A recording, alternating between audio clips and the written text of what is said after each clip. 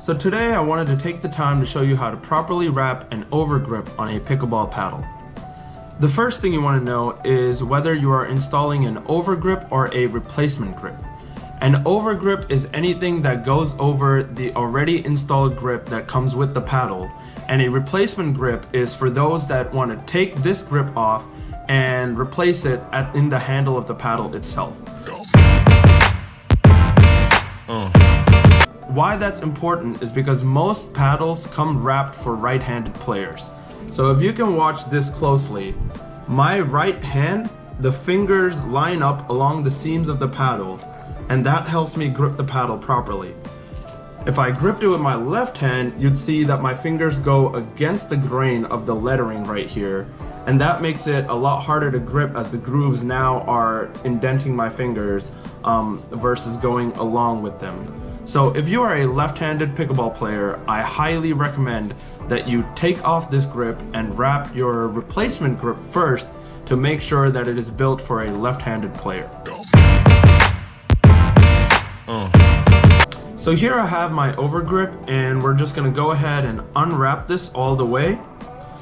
You'll see that the cylindrical part comes with the little extra tape that goes on the end of your paddle once you finish up the grip.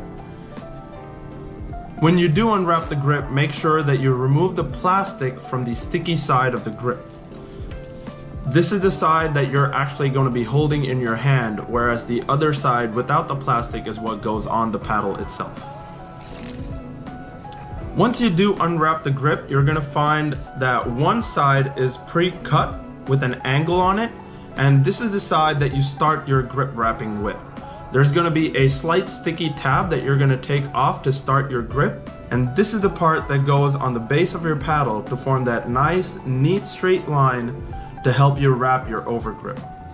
So let's go ahead and take off that plastic sheeting that comes right at the end of that. Now it doesn't matter where you start wrapping the grip, but what I like to do personally is find the thickness of this area right here and match it to the thickness of that first ridge on my paddle.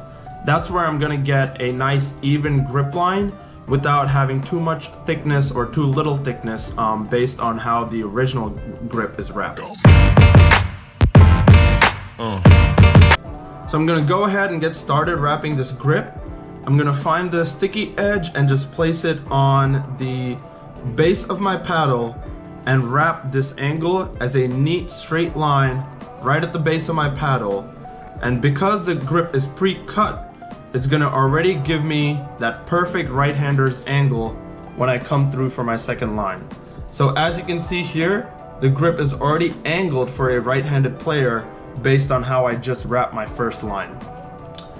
Once you do that, you can just follow along. I like to give it some even spacing. Maybe cover up just a little under a quarter of the grip with my next line. That way I form some really nice grooves where my fingers can hold the paddle. What you don't want to do is wrap the grip too tightly. These are designed to stretch a little bit, so if you do wrap it a little too tight, then you're going to lose the thickness of the grip as the grip is going to stretch out. You're going to keep wrapping all the way until you reach the top of your handle. Just make sure that your thickness is nice and even all through the paddle as you go around it.